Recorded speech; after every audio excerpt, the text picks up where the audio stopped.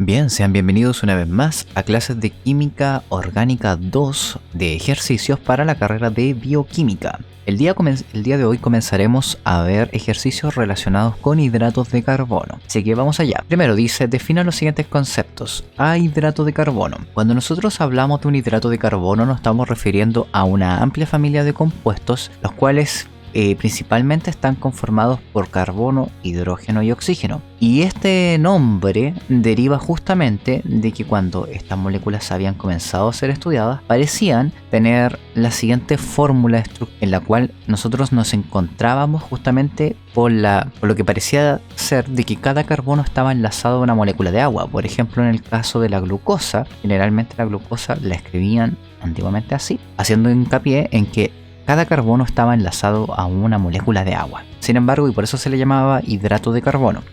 Ahora bien, esto evidentemente no es tan así. Y por otra parte, los hidratos de carbono no solamente cuentan con este tipo de átomos. De hecho, nosotros podemos encontrar algunos que están enlazados a nitrógenos, como por ejemplo lo que podríamos encontrar en la quitina. ¿Ya? Así que no es solamente una de las funciones que vamos a encontrar dentro de los hidratos de carbono. Por otra parte, gran parte de estas moléculas tienen varias funciones sumamente importantes, como por ejemplo función de almacenamiento de energía, como podría ser el caso del almidón, o como también por ejemplo el caso de una función estructural, como podría ser la celulosa o el alginato, por ejemplo. Vamos con la B. La cetosa. En general los hidratos de carbono pueden ser clasificados de dos formas, como aldosas, ¿ya? Y cetosas. En esencia, cualquiera de estas dos pueden ser consideradas como un polihidroxi, ¿ya? Un polihidroxialdehído en el caso de las aldosas y un polihidroxicetona en el caso de las cetosas. Es decir, vamos a encontrar varios grupos hidroxilos y adicionalmente un grupo funcional, el cual puede ser un aldehído o una cetona, ¿ya? Por ejemplo, en el caso de una polihidroxicetosa, nosotros podríamos mencionar, por ejemplo, la siguiente molécula, la cual H2OH, ahí tenemos el carbonilo, por ejemplo, y podríamos terminar con un OH. Eso sería una tetrosa, en el cual en esencia sería una cetosa. Vamos con la palabra epímero. Epímero quiere decir que son dos hidratos de carbono los cuales tienen o se diferencian, mejor dicho, en la configuración de uno de sus carbonos. Y aquí hay que tener ojo porque es solamente uno de sus carbonos el cual cambia de configuración. Esto es sumamente útil porque cuando ustedes desean aprenderse varios de estas moléculas, basta con que ustedes se aprendan dónde es epímero, por ejemplo, una sustancia para poder reconocer inmediatamente la otra. Les pongo un caso.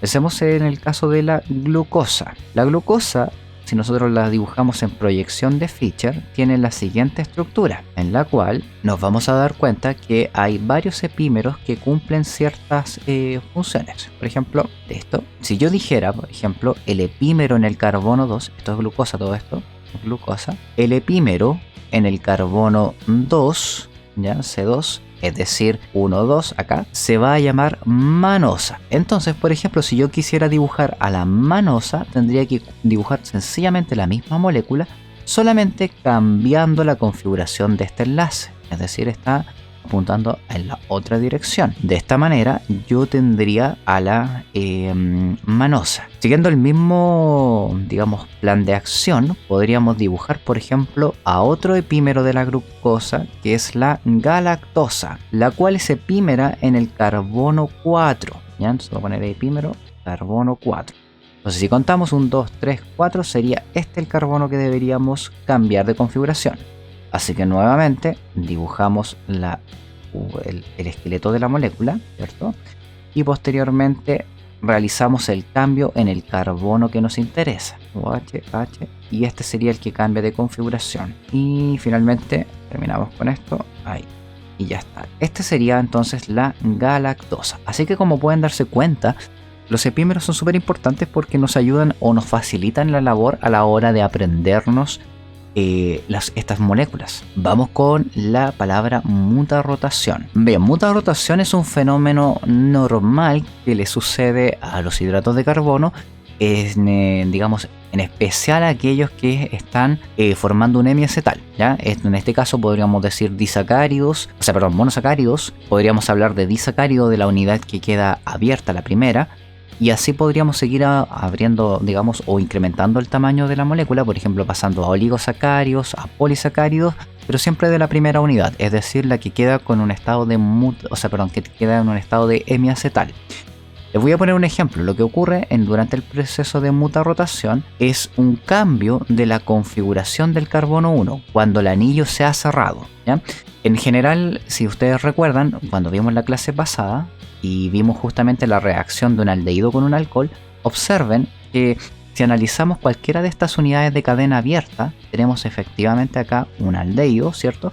El cual puede reaccionar con un alcohol, en este caso con este, ¿ya? Cerrando el anillo y formando lo que se va a llamar hemiacetal, que fue lo que vimos la semana anterior. Ahora bien, cuando se forma el hemiacetal, voy a dibujar el caso de la glucosa, ustedes se van a encontrar de que cuando se forma el grupo hidroxilo, ¿ya? En el carbono 1, una vez que se cierra el anillo, este puede adquirir dos formas, ¿cierto? Así, como también, por ejemplo, podría quedar en la posición axial, es decir, de esta manera. El proceso de mutarrotación es el fenómeno normal en el cual el monosacárido que estemos analizando, o en el caso de un disacárido o de un oligosacárido, la primera unidad, la que tiene un hemiacetal, sufre un proceso donde se rompe el hemiacetal, porque recuerden que ese no es un enlace, digamos, que no es un enlace bastante lábil, se puede romper con facilidad dependiendo del medio. Por lo tanto, se rompe el hemiacetal, dejando libre al aldehído, y de esta manera puede volver a atacar, y durante ese proceso, ¿qué es lo que puede ocurrir? Que el hidroxilo cambie de orientación, es decir, pase de una posición ecuatorial a una axial. Cuando está el hidroxilo en posición ecuatorial en el carbono 1, le vamos a llamar que es la estructura beta, mientras tanto que si está axial le vamos a denominar alfa. Por lo tanto, nosotros podríamos identificar estas dos estructuras mediante el proceso de mutarrotación. Ahora, como ustedes habrán aprendido en isomería, probablemente hay una que es mucho más estable que la otra. Más que nada porque, por ejemplo, si recuerdan bien, cuando nosotros tenemos un hidroxilo o cualquier grupo voluminoso en posición axial, puede generar repulsiones del tipo 1,3, ¿cierto? Estas repulsiones 1,3 son las que hacen que el anillo no sea tan estable. Ojo, no estoy diciendo que no se forme ni nada de eso, o sea, está en un porcentaje menor que la forma beta. Vamos con la representación de Hayward. La representación de Hayward es una forma que nosotros podemos utilizar para representar a los monosacáridos, ¿ya? O los hidratos de carbono en general realmente. Y la representación de Hayward se basa en representar de manera plana al anillo. De esta manera nosotros vamos a dibujar al anillo en este caso del hidrato de carbono, de esta forma. Hay todo un método para poder pasar de la estructura lineal, digamos, o abierta, de cadena abierta, justamente a la proyección de Hayward, que se los voy a mostrar más adelante. Ahora, la proyección de Hayward no es una proyección realista, puesto que no estamos considerando los ángulos de 109 grados que debería tener el carbono. Sin embargo, de repente puede resultar útil para ciertos casos, ¿ya? Bien, y finalmente vamos a hablar de un disacárido. Un disacárido corresponde a aquella, digamos, estructura la cual está formada por dos anillos de hidratos de carbono, es decir, dos monosacáridos. Generalmente el disacárido, lo que nosotros vamos a tener es la formación de un acetal. Por ejemplo, acá voy a dibujar un disacárido formado a partir de glucosa. En este caso, fíjense que la nueva unidad, en este caso, eso sí, no vayan a pensar que es una generalidad, o sea, se pueden enlazar mediante interacciones, por ejemplo, 1,4, o sea, mediante un enlace 1,4, siendo la posición esta la 4 y esta la posición 1, también podría ser 1,3, dependiendo del monosacárido, ya en cuestión. Ahora bien, lo importante es que se den cuenta que todo esto forma parte de lo que nosotros vamos a denominar acetal. ¿Ya? Una vez que interactúa el segundo monosacárido, lo que hace es atacar nuevamente a este carbonilo que estaba ahí oculto, ¿cierto? Para formar el acetal. Mientras tanto que acá nosotros tendríamos el hemiacetal, ¿ya? Así que a fin de cuentas un disacárido es la unión de dos monosacáridos. Y algo que se me iba olvidando, a este tipo de enlace generalmente en hidratos de carbono le vamos a conocer como enlace glicosídico, ¿ya? Ese es el nombre que recibe ese enlace. Bien, continuemos. Dice, de la siguiente estructura se indica el tipo de hidrato de carbono, a qué tipo de hidrato de carbono corresponden según su cantidad de átomos de carbono, su configuración y señales si se trata de una aldosa o una cetosa. Bien, vamos a empezar con el primero. Vamos a contar los carbonos. Tiene 1, 2, 3, 4, 5 y 6. Así que esta sería una exosa. Todos los monosacáridos terminan en osa. ¿Ya? Esto es súper importante a la hora de nombrarlos. Si bien es cierto, todavía no nos vamos a meter de lleno en nomenclatura, pero para que lo sepan, todos los monosacáridos terminan con la palabra osa. Ahora bien, nos dicen que tenemos que determinar si tiene una función de un aldehído o una cetona. En este caso es un aldehído, así que sería una aldosa. Ahora, cuando nos preguntan por su configuración, lo que nosotros nos tenemos que fijar es justamente en el último carbono que vamos a encontrar dentro de la estructura. Cuando Emil Fischer empezó a estudiar estos monosacáridos, se dio cuenta de que en la naturaleza nosotros casi siempre encontrábamos al grupo hidroxilo en la representación de Fischer mirando hacia la derecha, hacia la derecha mirando hacia la pantalla, como pueden darse cuenta. De esta manera, a este tipo de monosacáridos, que son los más comunes, les denominó D. Por lo tanto, cuando nosotros encontremos el último carbono quiral con el hidroxilo en esta orientación, vamos a decir que está en configuración D. Vamos con el siguiente. El siguiente, si ustedes se dan cuenta, tiene 1, 2, 3, 4, 5 carbonos, por lo tanto es una pentosa, ¿ya? Como tiene un grupo aldehído, sería una aldosa. Y fíjense que el hidroxilo ahora está en sentido contrario, por lo tanto este es L. Continuamos. El siguiente, fíjense que tiene 1, 2, 3, 4, 5, sigue siendo una pentosa. Sin embargo, esta es una cetosa. Observen que acá tenemos el grupo funcional cetosa. Y como el hidroxilo está a la derecha, le vamos a poner que es de configuración D. Vamos con el último caso. Fíjense que acá tenemos 1, 2, 3, 4. Es una tetrosa.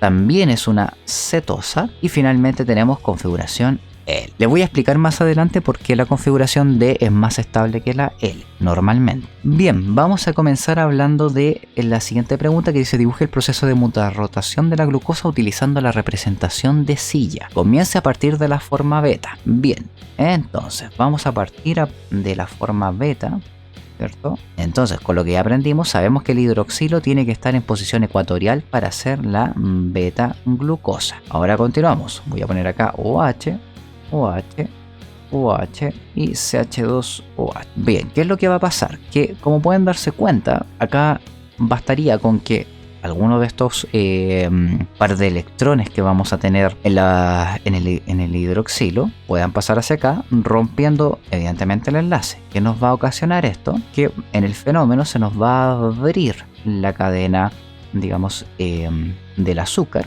generándonos acá nuevamente este aldehído protonado, ¿cierto? Y acá vamos a tener un hidrógeno. Entonces voy a tener el grupo hidroxilo, hidroxilo, hidroxilo, CH2OH. Fíjense que acá que tenemos el proceso de cadena abierta, acá nosotros también nos podríamos esperar que en algún momento se nos vuelva a protonar el grupo hidroxilo, ¿cierto? Por otra parte, tengamos acá los OH, OH y el carbonilo del aldehído nos vuelva a quedar como un aldehído sin carga positiva. Eso cabría esperar que pase. Ahora, lo que puede ocurrir es que vuelva a atacar, ¿cierto? Pero durante este ataque, este grupo cambie de orientación, es decir, el OH quede hacia abajo. Cuando se vuelve a cerrar la estructura, observen que lo que nosotros vamos a tener es que esta vez el hidroxilo puede quedar en la posición axial, ¿cierto? OH, OH, OH y CH2OH, a lo cual nosotros llegaríamos a la alfa glucosa. Y todo este fenómeno sería el proceso de mutarrotación.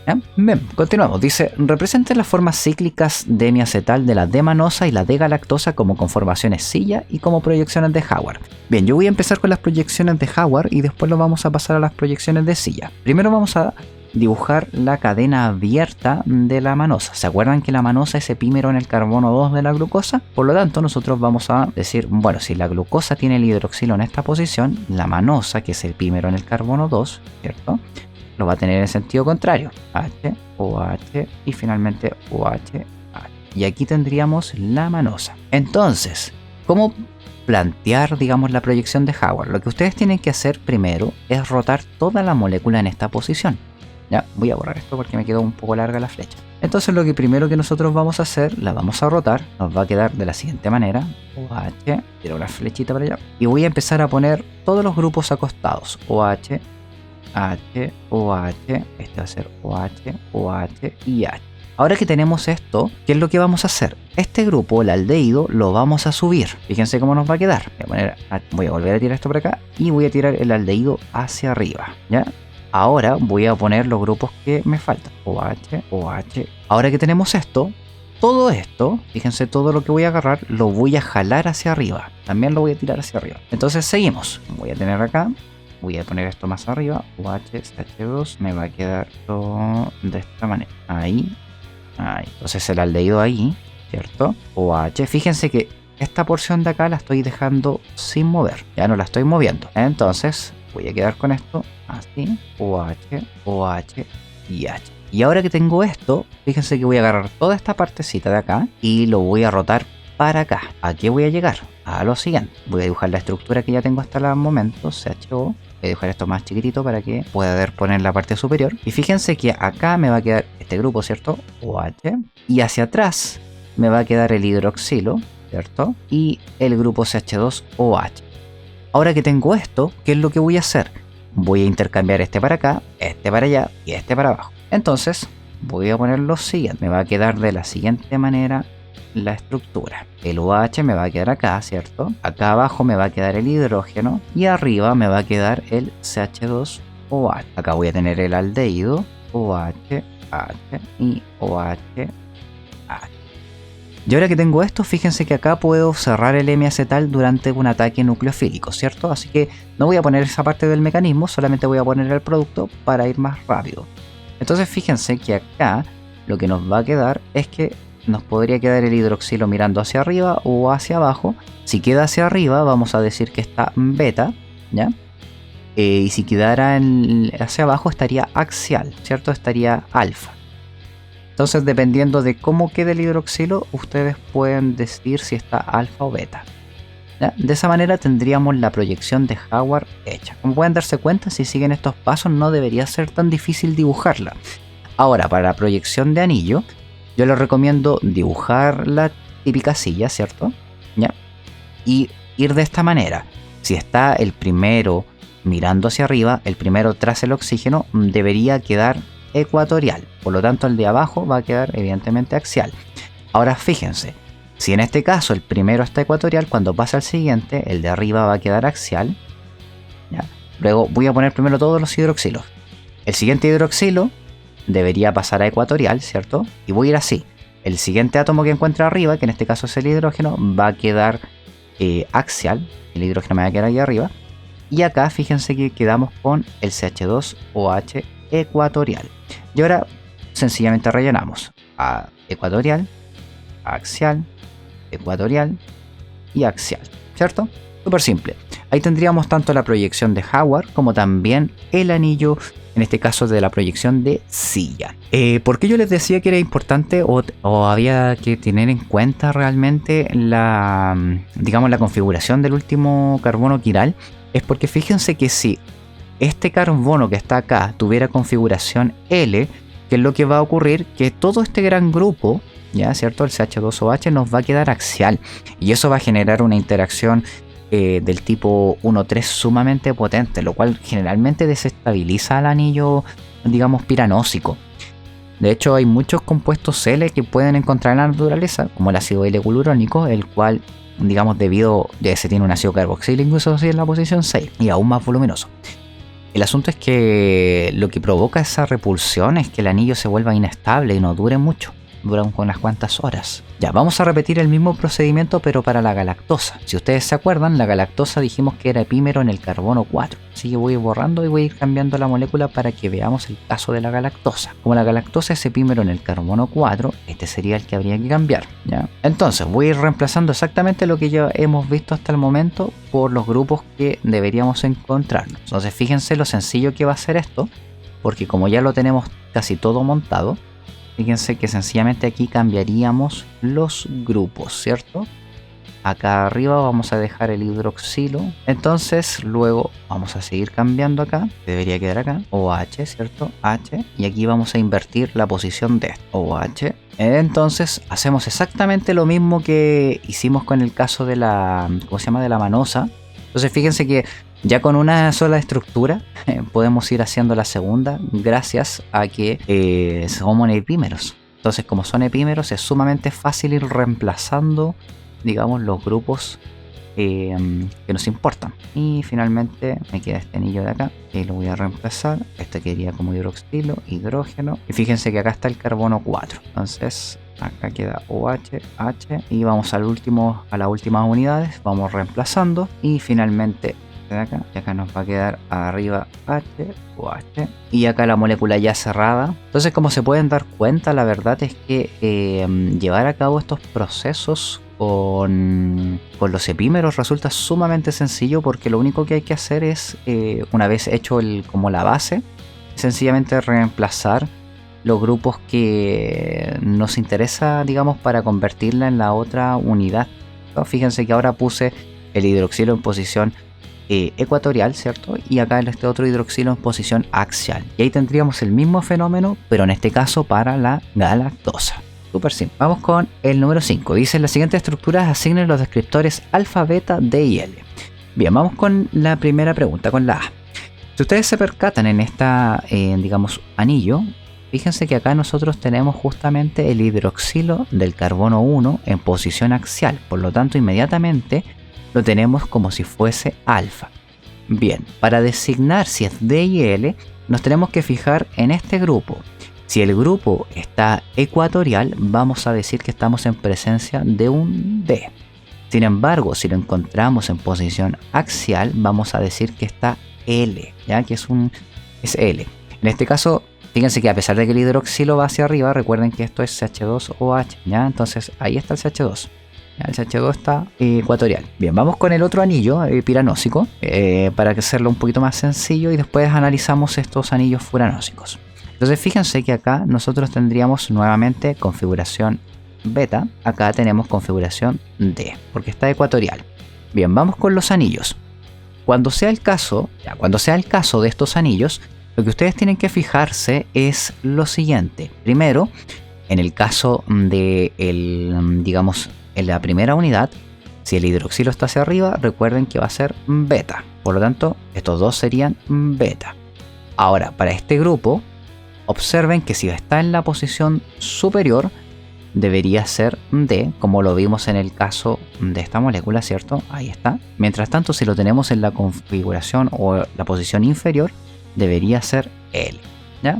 Sumamente sencillo. Bien, dice: representar los siguientes monosacáridos con conformaciones de silla para las piranosas y proyecciones de Howard para las furanosas, ¿ya? Entonces vamos a empezar con la beta de manopiranosa y nos dice las conformaciones silla, ¿cierto? Entonces nos dicen que tenemos que representar, para el caso A la manosa. La manosa sabemos que es el epímero en el carbono 2, y fíjense que nos dicen beta, ¿cierto? Así que el OH debería estar acá. Por otra parte nos dicen de manopiranosa, por lo tanto sabemos que el CH2OH debe estar ecuatorial. Bien, ahora que tenemos eso, nos dicen que el epímero es en el carbono 2, así que como este es el carbono 2 y la glucosa tiene todo ecuatorial, así que se debería quedar axial. El resto lo rellenamos igual como la glucosa, ¿cierto? Y allá lo tendríamos. Vamos con el caso B. En el caso B nos dicen la alfa D galactopiranosa. La galactopiranosa, recuerden que en este caso es el epímero en el carbono 4 de la glucosa. Por lo tanto, bueno, nos dicen alfa, así que primero el hidroxilo lo vamos a poner en posición axial, ¿cierto? Entonces, como les decía, la galactosa es epímero en el carbono 4. Por lo tanto, ahí tenemos 1, 2, 3, 4. Aquí el OH debería estar mirando hacia arriba, ¿cierto? Y como es D, debería estar ahí, H2OH. Bien, vamos con la ribofuranosa. Vamos a partir primero con el D. La arabinosa lo vamos a tomar como la referencia. La arabinosa es igual a la glucosa, solamente que pierde el segundo carbono. ¿A qué me refiero con eso? Por ejemplo, si nosotros teníamos que la glucosa era OH, OH, OH, OH, ¿cierto? CH2OH.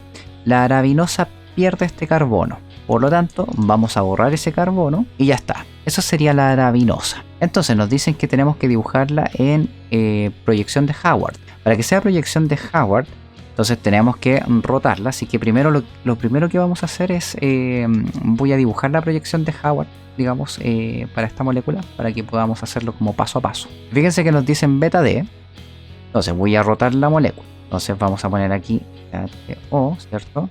Perdón que me haya quedado como una en eso. OH y CH2OH. Bien, entonces este lo subimos, ¿cierto? Esto se jala hacia arriba. Vamos a ir de a poquito. Ahí, CH2OH. Y todo esto de acá lo vamos a jalar también hacia arriba, ¿cierto? Así que me va a quedar OH. Por otra parte acá también me va a quedar un OH. Perdonen que me queden como nitrógenos los hidrógenos. Lo siento. OH. Y acá me va a quedar H2, ¿cierto? Ahora voy a tirar todo esto hacia acá. Entonces, ¿qué me va a quedar? Lo siguiente.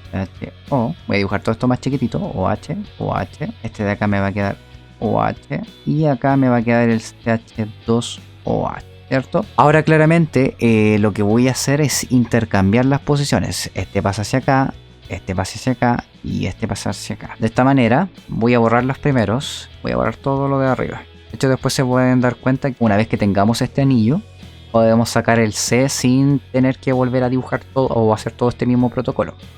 Entonces voy a dibujar el anillo tal cual debería haber quedado. Entonces voy a quitar acá OH, OH hacia abajo. Entonces el hidrógeno nos quedaría abajo, el grupo CH2OH nos quedaría hacia arriba, ¿cierto? Y acá nos quedaría el OH. Así que acá podemos cerrar el anillo, lo cual nos dejaría lo siguiente. Y acá lo importante es que recuerden esto. Si el CH2OH queda hacia arriba, recuerden que estamos en presencia de un D, ¿cierto? Ahora esto nos va a quedar OH, acá arriba nos va a quedar OH. Y bien, nos dicen que tiene que ser beta D, así que el hidroxilo lo vamos a dejar hacia arriba. Ahora, para hacer el ejercicio número C, ahí estaría listo todo esto el D. Para hacer el ejercicio número C, lo que nosotros vamos a hacer es considerar que es el epímero en el carbono 2 de la arabinosa. Es decir, acá deberíamos cambiar la configuración. Voy a volver a dibujar este anillo de 5 miembros, ¿cierto? Ahí. Pero fíjense que nos dicen que es el alfa D. Entonces, como es alfa, voy a poner el hidroxilo hacia abajo. Como es D, voy a dejar el CH2 ahí, muy bien. Y como es epímero en el carbono 2, es decir, en esta posición, sencillamente voy a dar vuelta ese carbono y ahí ya estaría la molécula lista. Como pueden darse cuenta, es sumamente sencillo. Y bien, con esto dejaríamos esta breve clase de ejercicios de hidratos de carbono. Nos veríamos en la próxima clase con ya viendo un poco más de nomenclatura de hidratos de carbono, reacciones de los mismos y también tal vez resonancia magnética nuclear de los mismos. Así que espero que los contenidos hayan quedado claros, estos ejercicios, y nos vemos en la próxima. Que estén muy bien, saludos.